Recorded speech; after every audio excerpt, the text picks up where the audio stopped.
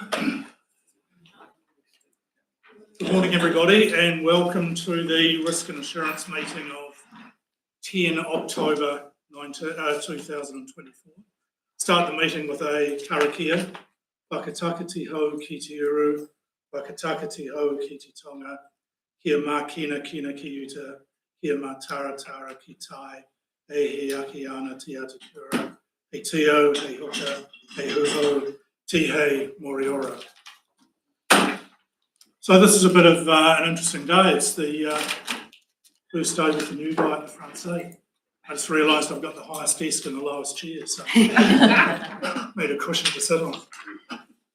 There's probably three key things we want to do today.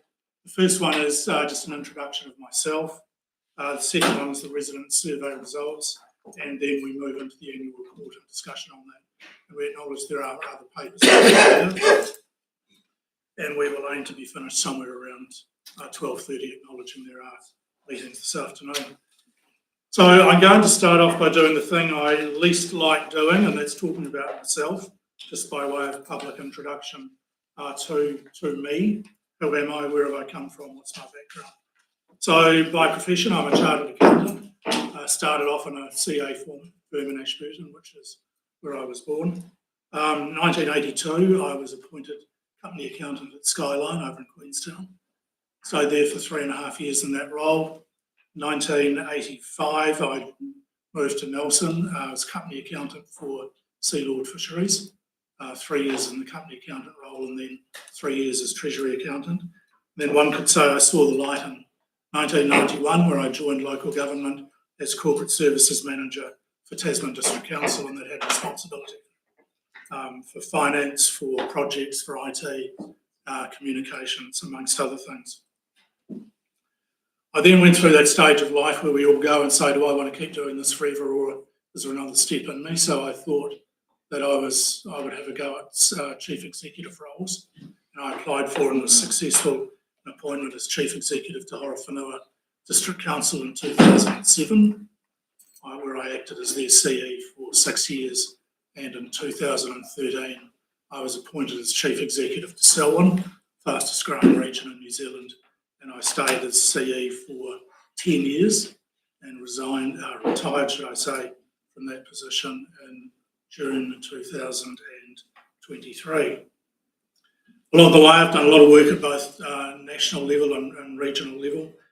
National level with Sorghum or Taituara, I was on the finance committee for 14 years, 10 years of those as chair, and then subsequently the democracy and governance committee I chaired for 5 years.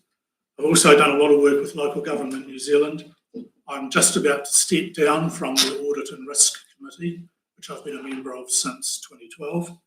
I spent a lot of time in councillor inductions. I might have seen some of you at councillor induction sessions after each election on finance matters, relationship matters, amongst other things. I've been a presenter of Finance 101, 201 over the years, and also done a lot of work with keynote speaking and emceeing both LGNZ and Taituara stuff over the past few years. Regionally, I've chaired Canterbury Policy Forum and LTP Group for quite some time. I've got some interesting philosophies. I have an open door policy, which means you can phone me anytime, anywhere, phone, email or text. Don't have an issue with that. Work very much on a no surprises basis, and most of all, a common sense approach to everything. So that's a wee bit about me, and I want to thank you though for making the decision to appoint me to this position. I'm very proud to be your chair. Prior to today's meeting, I've taken the opportunity to informally meet with almost all members of the Risk and Insurance Committee, executive members, some key staff, and some councillors who don't sit on this committee. Those I haven't spoken to yet, I'll be talking to either sometime in the next 24 hours or around our November meeting. The idea of that is just to get a feel from you of the workings of the committee, of where council is at the moment, and some of the key issues you want to talk about for a work program for next calendar year. And I'll be talking about some of the outcomes to those discussions as we go through the paper today.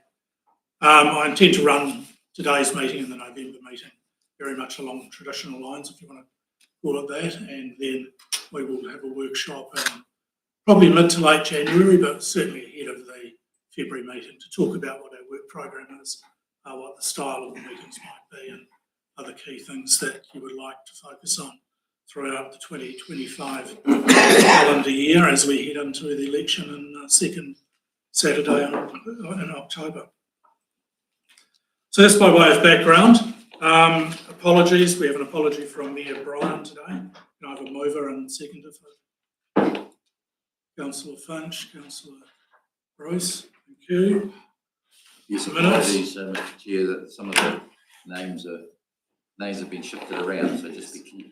Councillors won't get aggrieved if you call them by the wrong name. Thank you. Rightio. Page 10 of the agenda, the minutes from last meeting, which you have read. Are there any issues that you want to discuss? On page 11, page 12, page 13. There's something on page 13 that says there was discussion around why consents take so long. Was that resolved?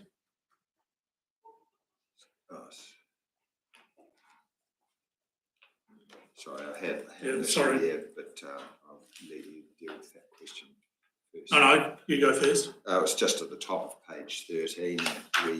There's the resolution that the committee confirms as a true and correct record the minutes of the meeting held on the 29th of August. That should be the 18th of July. Thank you.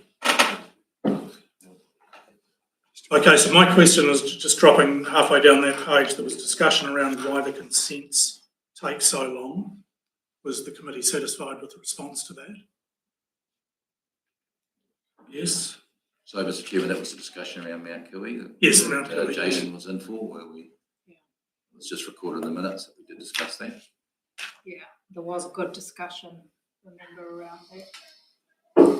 I mean, Mr. Chairman, it doesn't resolve itself that it makes the consents go faster. Yeah, no, it's just just the discussion around why it's taken so long. Yeah. Why another council? Yeah.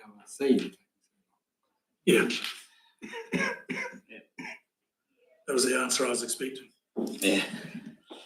Page 14. Sorry, yeah, but to be fair, Mr. Chairman, again interrupting, but we should also remember that actually our process took some time also to get to that point. So there is a bit of us as well as them.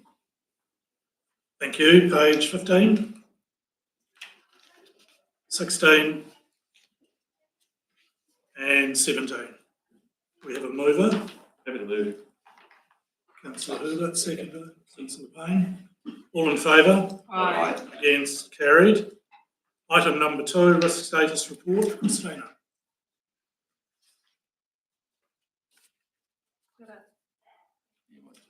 They just turned it on, Christine. They should work. Kia ora koutou. It's on now. Okay, cool.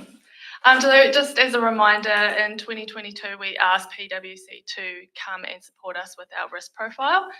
And so they interviewed several elected members and members of our senior leadership team and consolidated our risk profile.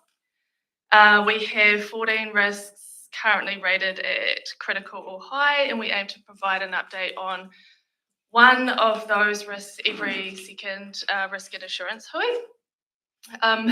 Typically, these reports would be written and presented by the risk owner. So I will ask and be leaning on our leaders in the room to support with any questions.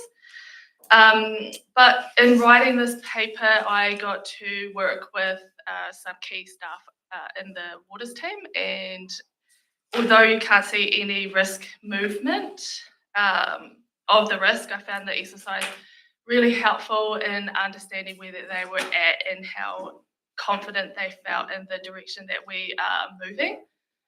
So yeah, I found that really helpful, that staff on the ground can see that we are trying to make progress, and felt confident in that direction.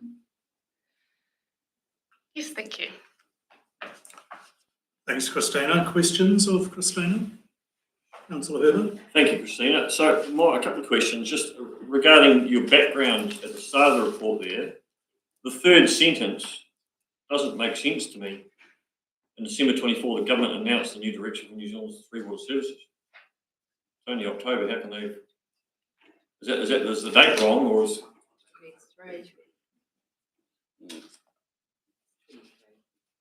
It's 2023. Yes. Perfect. Yeah. After the Thought election. so. Yeah. My second one, the next, the big paragraph about Tamata Arawai and the drinking water rules and their submissions period, it kind of makes me wonder if we should kind of stop spending any money at the moment until these people decide what they're actually doing. Because it worries me the landscape could change if they're over the last piece, their overall effort required to demonstrate compliance with rules, and they're going to kind of change things. And are they 100% decided on 500 people, or is that going to change? Could it be 5,000 people? Or that really has a dramatic impact on us with all those small schemes. I was surprised when you said in here we only had 2 schemes that would have less rules applying to them. Daniel. Yeah. Okay, so I can respond to that through you, Mr. Chair. So they won't be changing the population bands. And with our water supplies, we do have the option to comply at a higher level if we want to. So you can operate a level 2 supply as a level 3 supply, which we have chosen to do for some of ours, especially Awaka, because it was easier for us to comply at a higher level without putting in extra infrastructure. Otherwise, to stay at level 2, we would have had to have put in filters, which we didn't have. First of all, I've heard about 2 different levels. Yes. Compliance. That's within the rules. You are allowed to live. The different rules are made up. Different compliance rules are made up in modules. So a supplier can have the choice of complying either at the level that you have to, or you can go to a higher level if you have the infrastructure, or you want to do it to give better assurance for what you're doing. But Mr. Chairman, what we want to be careful about, Daniel, and we might have Jules or Linda speaking, is the elected members might think that we're spending a lot of money because it was a choice issue we made, and they have never had an ability to have a decision on that one. So I just want to make sure we can give them that comfort. That's what we're doing, that didn't involve any extra spending to do that. So, and the larger supplies are being reviewed next year. So level 3. So level 2, what Taumata Arawai is doing, they're actually trying to make compliance easier for those rules. And this only applies to those 2 that are below 500. That's correct. Yeah. Yes, not for level 3 supplies yet. That's next year. Lawrence might be a separate supply. No. Next year.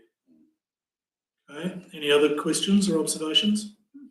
Thank you, Chair. Just a question then, Councillor. with the pipeline to Waihola, the Waihola community being removed from the North Bruce Rural Water Scheme, will that bring the North Bruce down to a level 2, to less than 500? I'd have to check. I'm not sure what the population is without Waihola.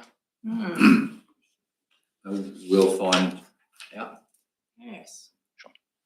So is there any further information that councillors are looking for in terms of the proposed changes?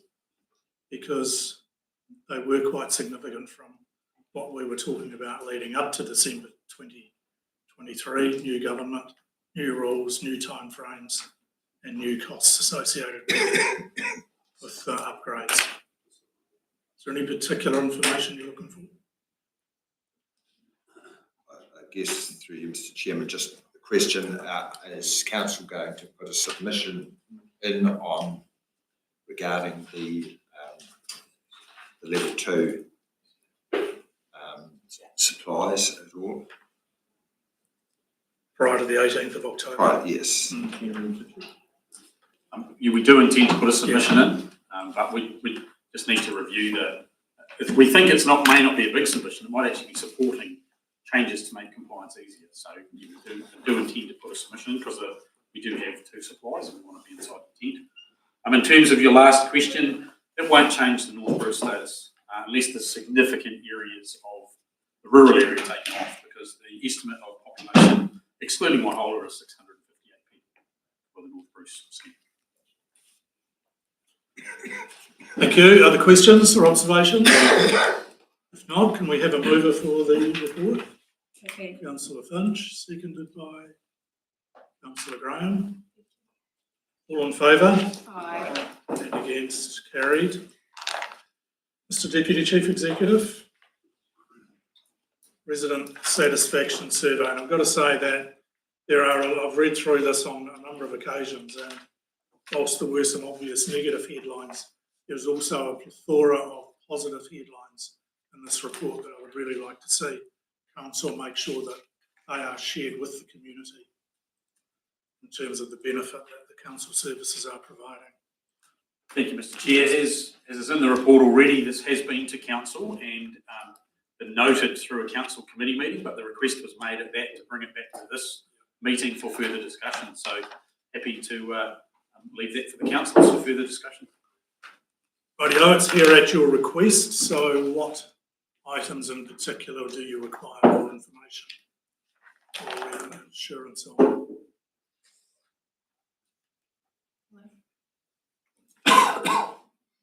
Councillor I Logan. probably want some, I mean, obviously satisfaction with council was really low. And so what do we as elected members, I guess, in the audit and risk want to do about it? I mean, I think it's, as far as the satisfaction with council, we need to be looking at that and where to from there. It's one of the interesting things, isn't it, the mixed messages that you often receive. So if you go to page 64, other council improvements, figure 10.1, the second item on there says council not needing to make any improvements has risen from 9% to 11%. So it's balancing, how do we read it? I guess my question is, do we understand the reasons? We talked about particularly the elected member results. Do we understand what might have caused that? That's probably what, yeah, that's that's the where question. I'm pretty much saying is Yeah. we're looking at why we've got a result like this and what we can do to turn it around. And how much has national legislation impacted on results rather than local decisions? Councillor And is it depending on the questions we ask? Do we need to change around what questions we're asking? And at the particular time the questions are being asked, if there is something controversial that's come up, we need to look at that in the way we coach our questions as well. And adding to that, I think the other thing is, how do we use the answers? So we've got some answers, we want to do some work. Is that already reflected in the work program? And one of the questions I've got to pose to the meeting and might not be answered today is around the timing of this. Because the results come out now, the annual plan is already in progress. What do we do with the results? Is there maybe a different timing that we could consider? Sort of late in the year, and I'm thinking next year, it's election year. Yeah. So the best timing in an election year is sort of mid-November through mid-December, so that you can A, give something for the new council to work on, and B, and more importantly, you can give some ideas of how the work program might be affected. It's going into the 25-26 annual plan. And I saw some hands up. Councillor Graham. Yeah, if it's any consolation, the Dunedin City Councillors were rated at 26%, so, you know, I'm getting too worked up about it. Councillor Herbert. Yeah, look, thank you. I don't want to be dismissive, but I think we've got to be just a little bit careful the way we interpret a lot of this, because if I look on page 62 and the bottom graph, and the council's goal to promote growth, living and work in the Clutha district, and we've dropped from 89% to 56%. That is actually not the reality. The reality is our population's gone up. The reality is our growth in tourism's gone up. The reality is we've had job opportunities, a whole lot of successful stuff. That does not reflect reality. It reflects people's opinion, but it's not the reality. And our figures can actually, we've got data to back that up. Yeah. And that comes back to my opening comment. There's good stuff in here. How are we using it? You know, we don't need to write a 3-act play and publish it. It's just one sentence. Council received a satisfaction rating of X% for these services. You know, and the one that always wins every time is refuse. Hmm. You know, and it's not a hard science. I mean, you have a bin, you put your rubbish in. Once a week, you put it out by the curbside. You come home that night and the rubbish ferry's been and it's all gone. It's not a bad service, actually, is it? And that's why 97% of people think it works. Councillor Phelps. Thank you, through the chair. I just want to reiterate what Councillor Herbert said, but also, to be honest with the council rating, it's no surprise to me. I mean, rates have gone up. Of course, that puts people in a negative mind. In this period, we've probably got the most active public groups out there who are bagging the council with the wrong information. So they have actually got a bit of traction too, unfortunately, this time around. And I feel that is no surprise, and I think what Councillor Herbert said, that we know that you know that graph there is wrong for a start. You know, and we've got, without repeating, I mean, we've got the very active community groups out there who are full of misinformation. But thank you. It's about control of the message, isn't it? Yeah. And getting it out there. Yeah, basically we'll reinforce that, and the timing of when the survey was done at the end of June, it was really before sort of finalised our long-term plan. There was still the impression that we were going out with this sort of 25% rates increase and such like. So yeah, there was a lot of negative publicity around here. So the timing, I think, in this case, really impacts the perception. Yeah, you can crash tackle yourself a wee bit at times, can't you? I mean, if you ever look at the pages 26, 27, 28, they say it all. That is the message. Some pretty stunning stuff in there. There's one missing. Which is,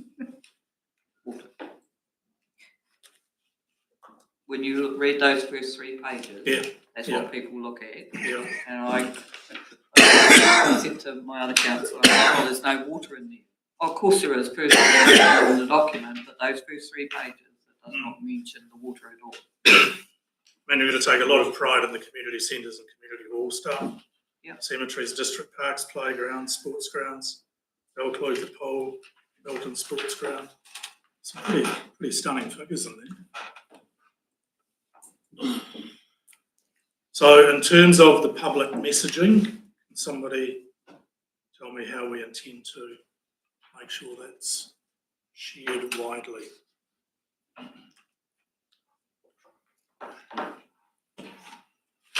Maybe a job for the comms team. Just through, it has actually already gone to the newspaper. Yeah. And been covered. So it's already out there based on the media's perception of that report that went to council. So in terms of us controlling the bits that we want to, That's out. That's already out. yeah, everyone's comfortable with that? Are there any other questions that anybody has of Jules? If not, do we have a mover to receive the annual resident survey discussion report? Councillor Graham moved. Councillor Kennedy seconded. All in favour? Aye.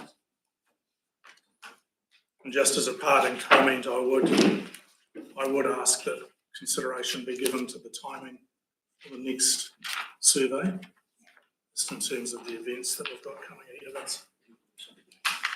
Right, the next item is the protozoal and bacteria compliance report. And that's been presented by Daniel with assistance from Linda, is that right? Daniel knows all the information, I'll just. Good morning. I'll present the protozoal and bacterial compliance report and willing to take any questions on it that you may have. Very detailed report, Daniel. Questions for anybody?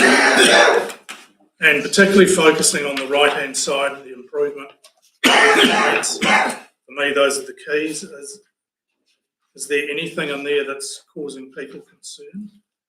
Question.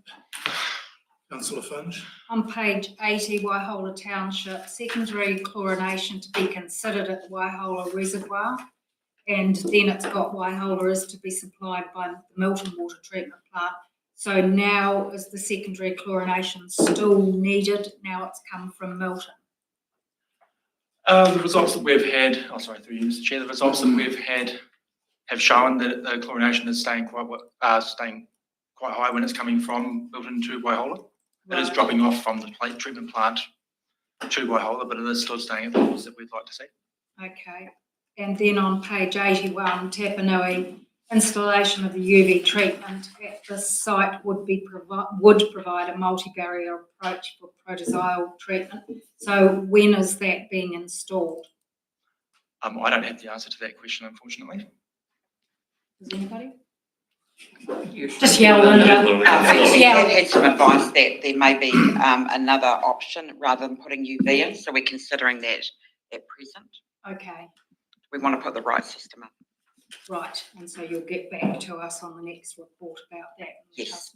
Thank you. Is it actioned in this year's work?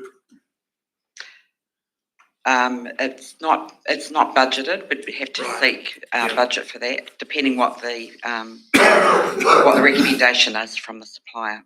Thank you. So you haven't got any idea, they haven't given you any indication yet what it could be? No, Okay, and we still do have UV as a backup. okay, thank you. Other questions? Councillor Herbert? Thank you. I think you'd be disappointed if I didn't ask a question, Daniel. Have we put the wrong UV unit in Moa Flat? And I'm interested in what's just been said there. I want to make sure we get the right one, because that's only been in there for a little over a year, and I haven't seen a green box yet. Is it the wrong one? And this question actually is going to come up later today, because in different reports it actually alludes and talks about the UV filter. It talks about the UV. Is the wrong one in there? I would. The box is still red. Yes, the box is still red. I don't know if I'm the right person to be answering that question for installing a UV last year. Well, look, it's just time for the rubber to hit the road kind of thing. Is that went in on the 23rd of July last year, that UV unit? And it's not doing its job. From from the reports that I read, it's not doing its job. Sorry to put you on the spot, but it's time to, That's right. I understand what you're doing, but if it's coming up as red, then it's not doing its job. But Jules will have information that she can provide you as well. Well, my comment would be the plant upstream of that UV system is not getting the water to a state that you would expect it to be able to be treated. So we may be able to get compliance with a different UV, but the problem from my discussion with Ian Rabbits is that the rest of the system upstream is not removing enough of the organics and the things that is dropping the UV transmissivity. So that's one way to look at compliance. We're also looking at other ways to improve the upstream treatment so that UV system can still do its job. Because we're getting water coming through that you would expect it to be over 90, 95% UV transmissivity before you hit your UV system, and it's down below 80. So the upstream system's not removing enough of the stuff for that to do its job. So I don't think it's as simple as saying it's the wrong UV filter. It's actually the whole of the process getting to that as well. Bearing in mind, we've already spent $4 million on the upstream, all that whole total plant in the last 2 or 3 years to achieve compliance. So It's not like we sit around. that begs the question, what else can be done with the plant to get it better? Yeah, and there's work happening to look at that with the supplier as well as with our treatment expert. And one of the things they're looking at, one of the problems with Moa Flat is the water's really, really clean. The water that's going into that plant is typically around 0.5 NTU, which is turbidity is cloudiness of the water. And when we treat it, that goes up to 2 because we've actually coagulated everything out of it. So we've got to look at that upstream process and getting that working properly. And we have talked about, we want to actually take the water scheme committee and work through that with them on site. We've obviously been dealing with a few other issues at the moment. And Jules, have we got a time frame around that? The consultant who was working on that is just in the UK at the moment, but he's already given us some proposals for upgrades. We've already got the pilot plant from Invercargill that we're looking to trial that so we can make sure it's going to work before we look to implement that at the plant. So yeah, I'd expect the next couple of weeks we'll be having a site visit with the water scheme committee to go over the issues at the plant and what we're proposing to do going forward. And we'd be in a position to have some more information in our November meeting agenda. Absolutely, yeah. Yeah. And rough estimate of costing? Have you got any idea? It depends on what the solution is, so. So we'll look at some solution options and. And the then, method of cost. and to the committee's, water scheme committee's credit, they've actually put some money in the budget for some improvements through the annual plan process. But at this stage, we're not sure those are the right things to be compliant. So that work's got to be done before anything's committed in terms of funding. But Mr. Chairman and Councillor, there's an outstanding question that the councillors will want to have an answer for, which we are committed to do, is why have we spent $4 million on a plant that hasn't produced compliant water? And you will expect to have an answer as to why that's the case. So before throwing more money into things, you'll want to have some questions answered about what is the process to get to why we got to that point. So the staff are not just going out and looking to spend more money on additional solutions after having spent $4 million. They're well aware that they need to do homework on how have we got to this point with the expert advice that we've received and still not be compliant. You expect that, I expect that, we expect the same answers. And that needs to be fed into the same picture before just, giving you another series of investment requests. So we're conscious of that and it has to be answered. And that is part of what needs to be investigated. And that includes a legal review of the contract, which we've already initiated. Yeah. So we should have that within the next few weeks as well. Okay, thank you. Sorry for you, Mr. Chairman. There's actually been one change since this report was written that's occurred through the weather event. Yes. And that's the Stirling water treatment plant filter has had a failure in the basically the base of the filter. So the comms we have put out to date suggests we're hoping to be able to lift that once things calm down. That might require some significant repairs. So the messaging on that, now they've got in and started to clean that out, is that might be a longer repair than just getting everything back and running properly. So we are talking to suppliers about potentially getting in a little package treatment plant so we can lift that boil water notice while those repairs happen.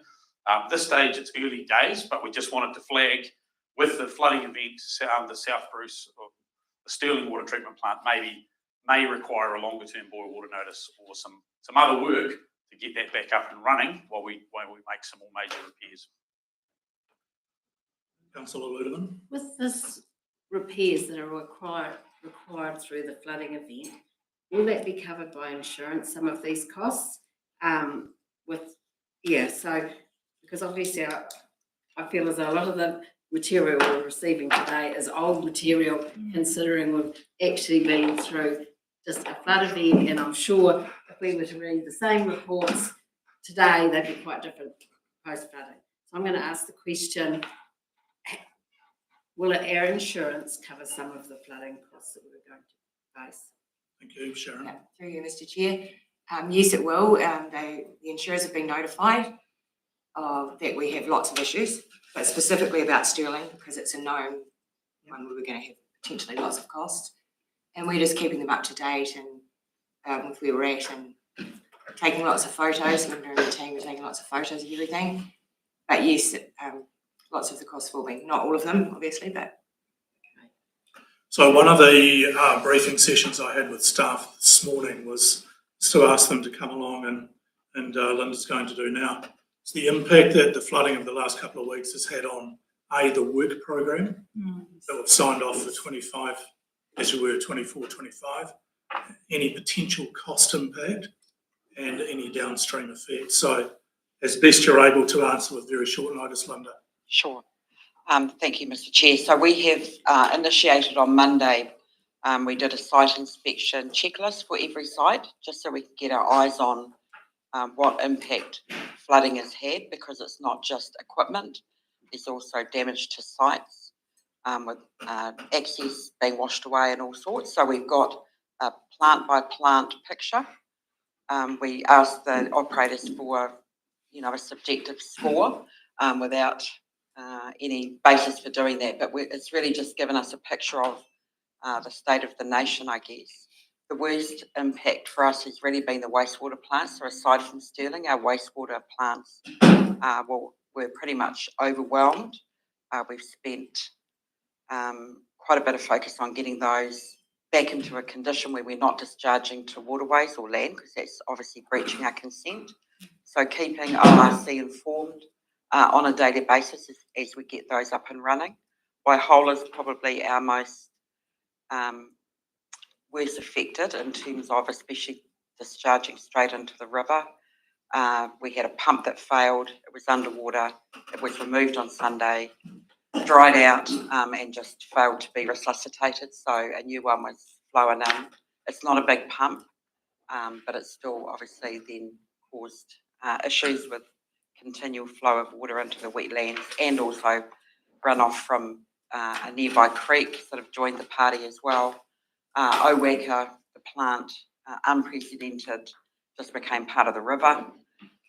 That is now receding as the waters recede, but we've got the UV lamps there aren't operating. They've been taken out now and are away looking to see if they can be repaired before being put in, so we're not disinfecting the discharge to the level it should be. The biofiltro plants actually stood up pretty well and did their thing, but it's certainly those ponds have really been overwhelmed. Tapanui, we knew there was an ionite problem, but that was probably worse than we've ever seen it.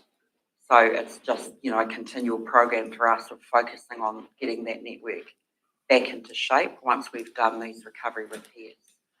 But, we did some pretty big hours of work in the weekend. The guys were out on the ground doing their best to get Stirling working, and it took a while to even determine what the issue was there. I know they're doing some work today to try and put a bypass in. We're looking at putting a tank in there rather than having a tanker, just simply because of the cost of having a tanker sitting there, just on the basis that it's even if we get a portable solution there in the interim. Sorry, you're talking to my belly button now, not my. Hope you can hear me. But yeah, we're just anticipating that it's going to take a while to put in a permanent fix. It just is a cheaper way for us to provide water to the community. We had reports yesterday that people hadn't heard about the boil water notice, so we had staff out yesterday knocking on doors in Cherry Lane, Benhart and Stirling. There's quite an elderly population there, we were told. And Stirling wastewater today, we've had information that that's no longer overflowing. So Waihola, the pump is working. That should be hopefully back to some normal kind of level, so we can get the tidal discharge valve working again. Yesterday, and Pete told me just before I came up. Oh, great. There we go. So that's another one. So it's a continually changing picture. Purua also had issues with the screen. It keeps the debris out of the intake, got washed away, the first screen. The second one has not been able to cope with the level of stones and things. We've lifted the pumps. We had a critical spare there, but now that plant has stopped operating today as well again. So really conscious that there's farmers depending on that water for milking. And we've got the team going in today to once again put in a bypass. So we're on it. I guess we know where things are at. We've got separate cost centres have been set up with job codes, have been set up by the finance team to keep track of all of the repairs that we're doing, whether that's to plants or we've got washouts of pipe and things. They'll all be isolated, and then we'll be looking to see what we can claim from insurance. But at least if we can't claim it, we'll also know what the impact is on the budget for the year. Linda, thank you very much, and we acknowledge the work that you and staff and our contractors are doing. It's a moving target, it's a very difficult time, so thank you very much. Thank you. Right, do we have a mover and seconder for the recommendation? Happy to move. Councillor Finch has moved, Councillor Herbert has seconded. Councillor Herbert has seconded. All in favour? Carried. Wait. Can I just ask one more question before we move on from there? You may Sorry. indeed. How do we get on with our consents now? Because obviously there'll be a number of our plants that aren't consented since the flooding event. Do we get any leeway?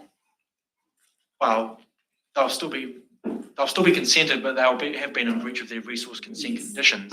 So that's why we're keeping ORC informed of what's going on. So it's a matter of hearing from them what their decisions are going to be. And the other people that are interested obviously are iwi. So we're keeping all interested parties informed. And I've said that our first consideration is to protect the environment. So that's what we're doing. Thank you very much. Item number 5, Sharon. Thank you, Mr. Chair. This is just our normal work plan report that we have, and this will be the second last time you see it before it gets a revamp. But really, it's just to note that I added we didn't have the annual report and the Deloitte reports to the committees on there, so they've been added, but you won't see them until public excluded.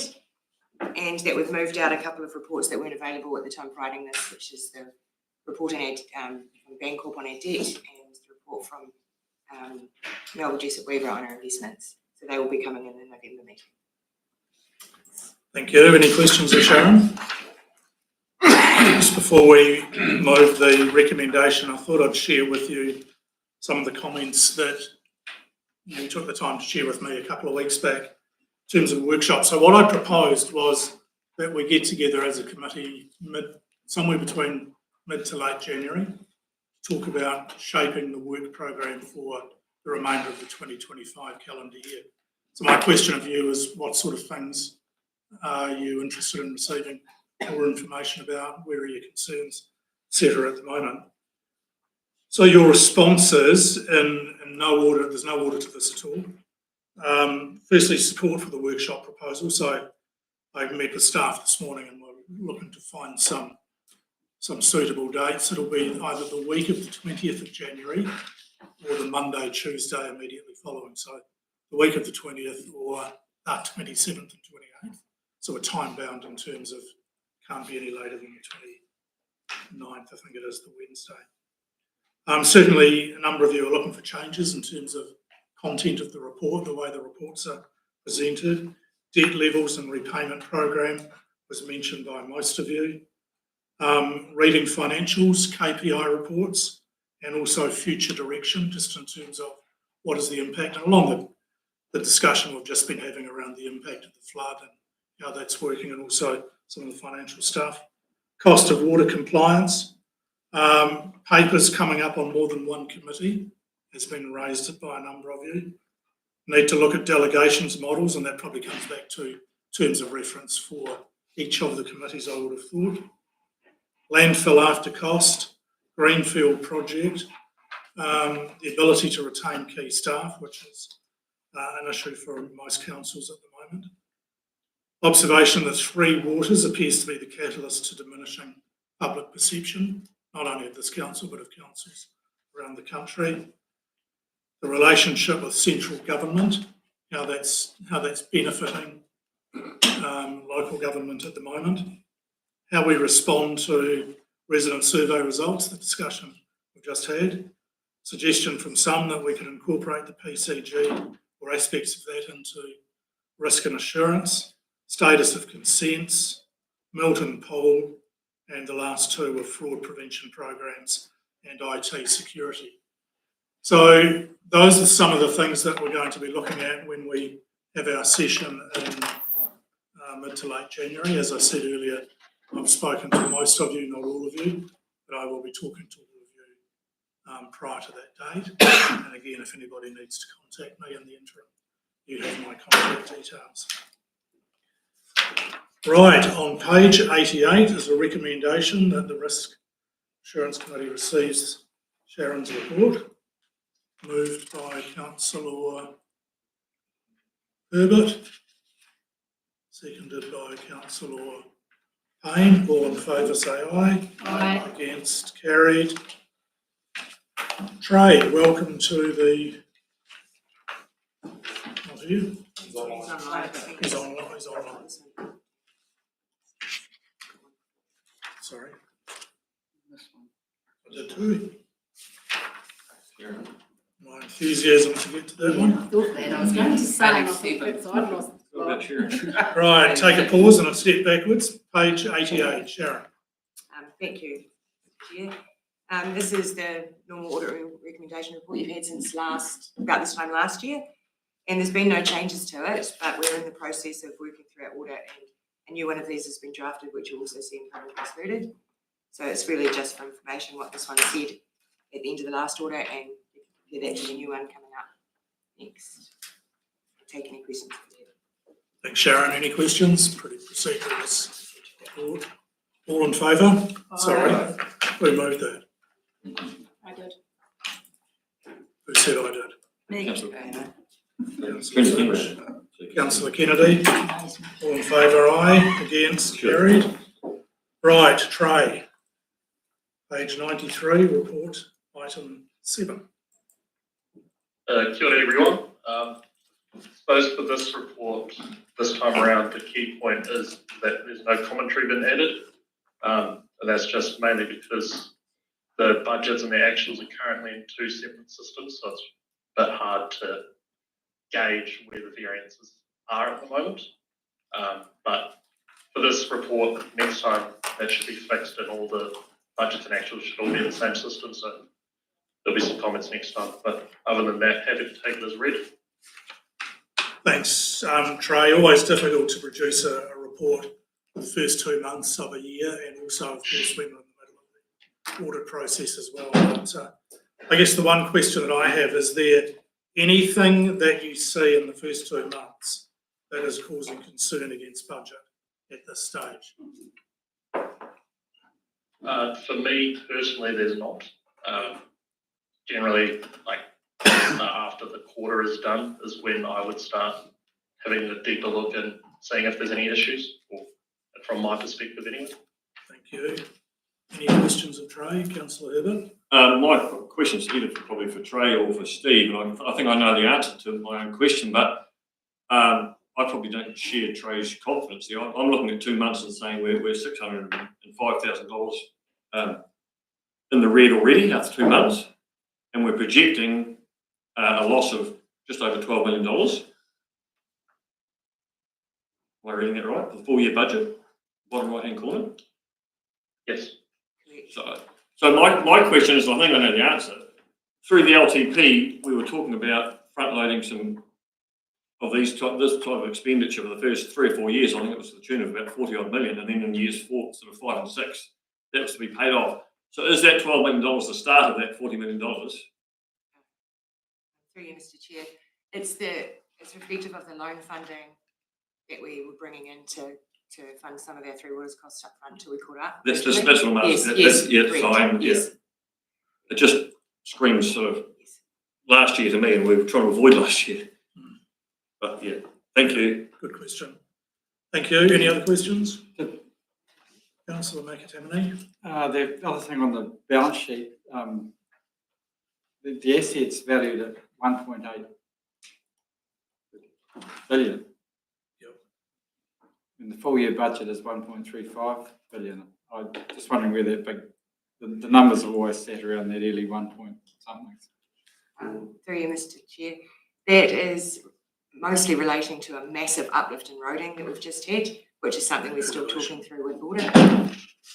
Revaluation. Yes, Yep. yes, sorry, revaluation of roading at the end of June 24. It's like 480. Yeah. Or 464. Seen massive increases countrywide. Yeah. There was a maintenance pricing. Effect on depreciation. Yes, correct. That effect will come in, will be next this year, Brian. Other questions or observations? No? Oh, no. No? But we have to, no, we don't fund it, Jules, but we have to report it in our annual report. So it'll still show the line item and shows a deficit, even though we're not rating to fund it. Yeah, we fund depreciation for our share of bridges, but we don't fund depreciation for other things. And the rationale behind that has been we've been spending what we would have been funding on depreciation on a year-on-year basis, but we'll need to check that assumption with these uplifts in values. Happy with that? Mr. Chairman, when you asked, is there anything that Trey might have thought within the 2 months? Of course, it's quite short, so Trey can't say too much. But you and I did talk that, when we talk about the total year, there is some question still around, is the 3 water budget sufficient? And we did increase it significantly. And one of Linda's jobs in the quarter is to have a look at it and identify if there's any other gaps that we need to be aware of. We're not expecting any significant gaps like we had when we had unbudgeted and we knew we had to bring the 3 waters in-house. That was a big gap. We've now taken a pretty good stab at estimating what the cost of the activity will be, but it's important to have an early idea as to whether or not there's aspects in there that we haven't got on top of, and make sure we're aware of what those are. I mean, at the end of the day, when you and I talked, Mr. Chairman, and we said, what's one of the big issues was, of course, the use of debt to pay for operational expenditure, and that arose predominantly from bringing the 3 waters in-house and having unbudgeted, that being totally unbudgeted. And so to think that we would have that nailed in 1 year would probably be unreasonable. I mean, our job is to try and get as close as possible as we can so that we don't have any other major changes. And we think we're there, but we do need to keep an eye on that and identify if there's anything that we haven't quite got right within those budgets across this year. So the earlier we know that, better. Linda's all over that, and once she gets an understanding, we'll get to see if there's any actual gaps. Thank you very much. Any other questions? Councillor Walvela, are you happy to move? Happy to move. Happy. Councillor Martin to second. Yes. All in favour? Item 8, the non-financial monitoring report. Trey. Councillor Martin can second. If you're not You're 100% correct. I've substituted with you. Thank you very much. Sorry, John. It's good to see you playing, Councillor Graham. Just a slight test. I was desperate. Slight test. Desperate to get his name on the song sheet. Trey, item number 8. Just probably my main comment for this one is, in the past, we've calculated the percentage of capital projects, and that was done off a specific report that pulled everything out of the single system. But with how we've got the actuals and budgets split out again, that report doesn't work. So we won't be able to do that throughout the year, but that'll be something we'll still be doing for the annual report. So we'll just get it at the end of the year for that one. And for the bubble graphs, we've got a few extra bubbles just because the regulatory and planning, like building and regulatory and planning teams, there's 2 separate sets of KPIs for each of them rather than just the combined one like it was last year. But outside of that, I'm happy to take as read and answer any questions. Thanks, Trey. Questions from councillors? Councillor Finch. On page 98, wastewater millionaires to confirm resolution, that was 36.4 and stormwater was 36.4, and on the next page, on page 99, the wastewater, that was 46.6 hours. Is there a jolly good reason for those ones that are so high, please?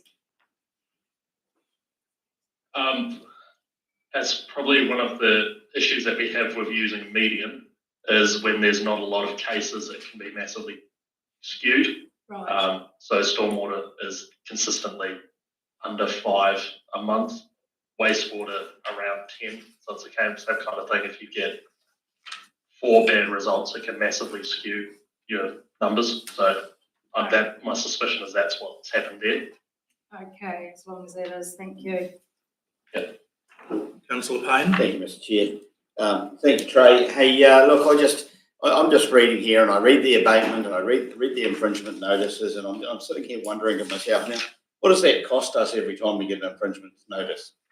And I'm thinking, well, in this report, if there is a cost to it, of course, can we actually have a summary of those costs? Yes, that's something I can do. I believe they're 750 per, but Daniel or Linda might be able to confirm that. It's not hugely significant, but it's significant. That is correct, it is 750. Yeah. To date, they do have the ability to fine us more, but that's the level that we've If we been get getting running them at. cost, it would, yeah, okay. But Mr. Chairman, I mean, Linda, can you speak to that, the fact that you have consents that we are questioning in terms of how they're constructed and our ability to comply with them, and that in the sense of how that's occurred, how we are actively working with the regional council on the nature of those consents, but also how the regional council then still infringes us on some of those matters. That there is active discussion with the regional council challenging some aspects of both conditions and the issuing of infringements. Is that correct? Correct, and some of it's around interpretation of the conditions that are in the consents. So if you've got an individual at the ORC who reads something one way, that's what we are going back and challenging. We can challenge infringements. There's a cost around doing that because you've got to do that in court, but at abatements, we can certainly have those robust discussions. Thanks.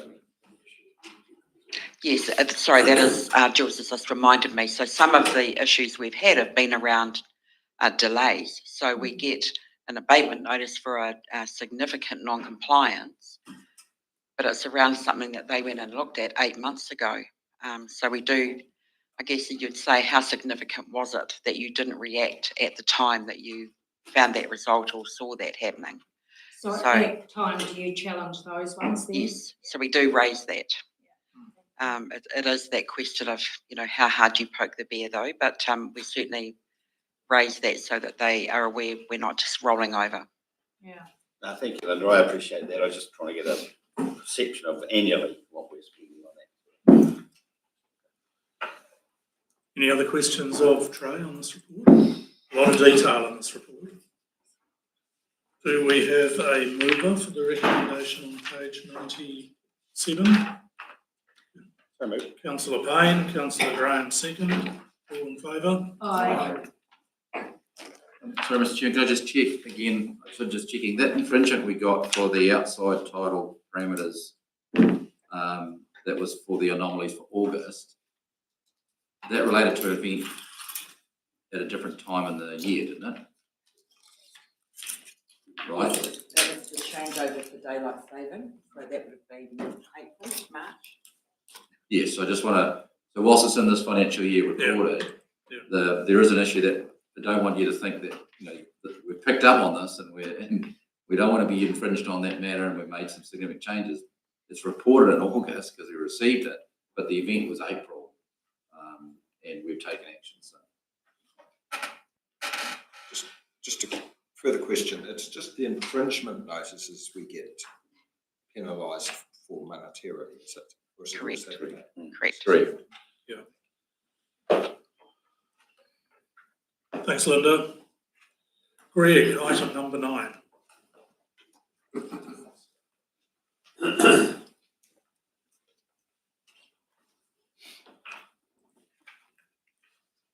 Thank you, Mr. Chairman. Good morning, everybody. For the most part, I'll take the report as read. I do just want to update you on the September results for Nico, which came in after the agendas went to publish. We received 169k of distributions reinvested in September, plus another 42k of unrealised gain. So that brought our balance up to 26,965,731. Our year-to-date cumulative return up to 2.55% year-to-date. I do just want to mention page 116. We've added in the graph as requested for by meetings, just showing the trend on the OGFA debt percentages. That graph basically, and thanks to Trey for arranging that with Miles O'Connor, who's our Bancorp Treasury Advisor. So essentially that graph, the LHS and RHS just means left-hand side and right-hand side. And it's just referring to the applicable axis that the line is being measured by. And it's not happy to take any feedback on that graph, that's enough information. Is there anything else we can provide? As well as any other questions or discussion? Thanks, Greg. Questions from councillors? Councillor Makitamani? Yeah, I was quite impressed with that new graph, but just on comparing page 116 to 117 had me a bit puzzled. The total interest cost, the box on 116 has an average cost of funds of 4.9%. 117's got all our loans categorised, and it's got an average borrowing cost of 5.8.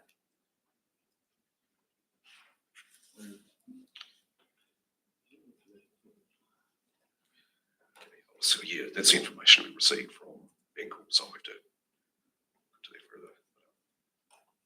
There's quite a difference.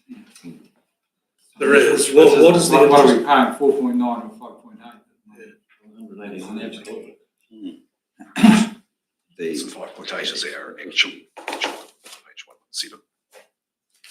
5.8 is the average of all our loans outstanding. So where does 4.9? The one on 117 says that's August, whereas the 116, it's September. Additional one for September. Sorry if I can just butt in here. The way Bancorp does their graphs thing comes to the 4.9% is they use our swaps as well. So they take all of our financial assets as well into account, whereas the debt graph on the table on 117 just takes into account the average cost of the loans that we have outstanding.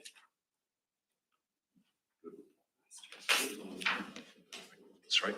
So the most important number then is what we're actually paying. Yes. Yes. What is the rate in the budget for next year? This year? 5.25.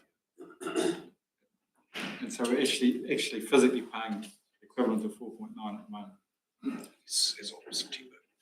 Through you, Mr. Chair, we pay probably 5.8, but we get income for the difference from our swaps. So the net cost is 4.9. Yeah. Okay. Councillor Volwheeler?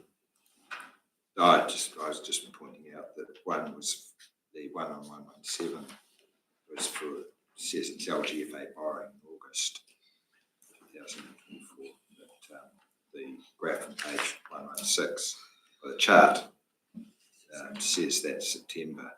So that's a difference of a month. Yeah. So whether that's... We've got one loan maturing in November 24. I assume that's going to be rolled in full. Is that correct? Yep. Other questions? No? Everyone's happy with what they've read? There is a recommendation on page 109. Can I have a mover for that? Councillor Kennedy, seconded Councillor Herbert. All in favour? Aye. Against? Carried. Right, takes us to item number 10, which is a recommendation to move to public excluded. We agree to allow councillors to remain in the room. And also our auditors. Yes. Happy to move. Moved Councillor Finn, seconded Councillor Volwheeler. All in favour? Aye. Against? Carried. Thank you very much, everybody. I suggest we take a 5-minute break.